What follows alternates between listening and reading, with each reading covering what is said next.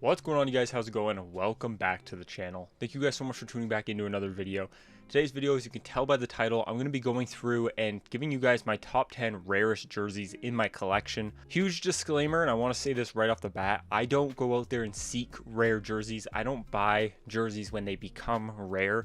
Every jersey in my collection that I consider rare is because I bought them and then they sold out really quickly, and now a lot of people want them, but they're not able to get them. I did not buy these jerseys with the intention of them being rare. They just so happened to be that after a few years, or even a year, even months after me buying the jersey. Some of them I actually kind of got lucky on even purchasing in the first place, and actually the one, which is the one right beside me and we'll start on, is actually one of the jerseys that was, I would say, rare at the time I bought it. This should be a bit of a quick video though, because I'm not going to dive into every single jersey. Like, you guys probably have seen my collection before, so I don't think I need to like completely explain every single jersey, but I'll just go through, show you guys it, and explain why I think it's rare. Like I said, like I already said, I don't buy rare jerseys. I only collect Adidas jerseys. I started in 2021 or 2020, like maybe it was 2021, COVID kind of ish year, kind of COVID. That's kind of when I started. So like, I only collect Adidas. So we're not talking vintage Reebok, vintage CCM. We're not talking any of that. My jerseys that are considered rare are just Adidas. Before we get into it though, as always, if you guys are new to the channel, it would mean a lot if you guys subscribed.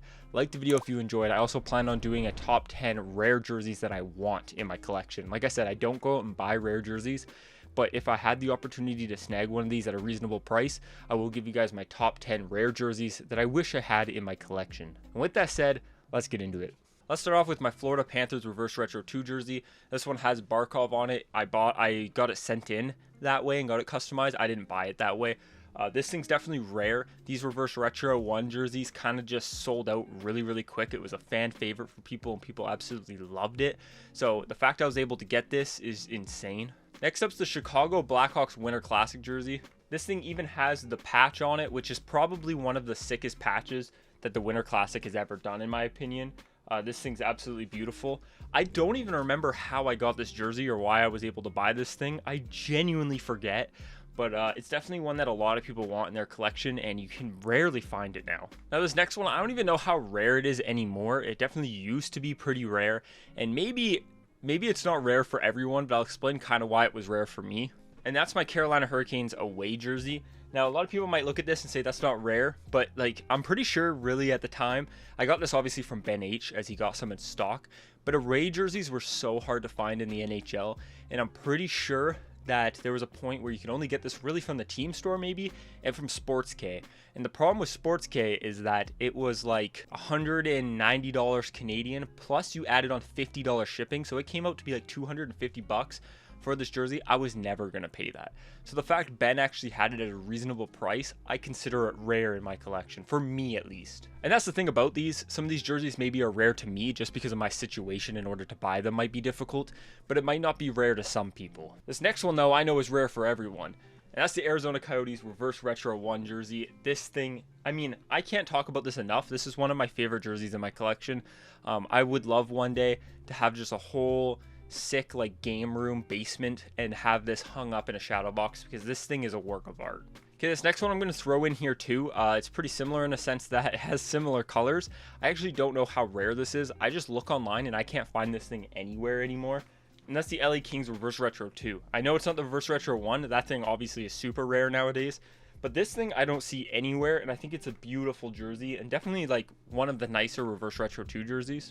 I mean, we're sticking on board here with Reverse Retros, and we got the Washington Capitals Reverse Retro 2. This thing is better than the first year Reverse Retro, so I think it's even more rare. Good luck finding this anywhere. I mean, Ben H secured this for me, so the guy's a beast. All right, let's finish off the Reverse Retros, I guess. And that is my Arizona Coyotes Reverse Retro 2.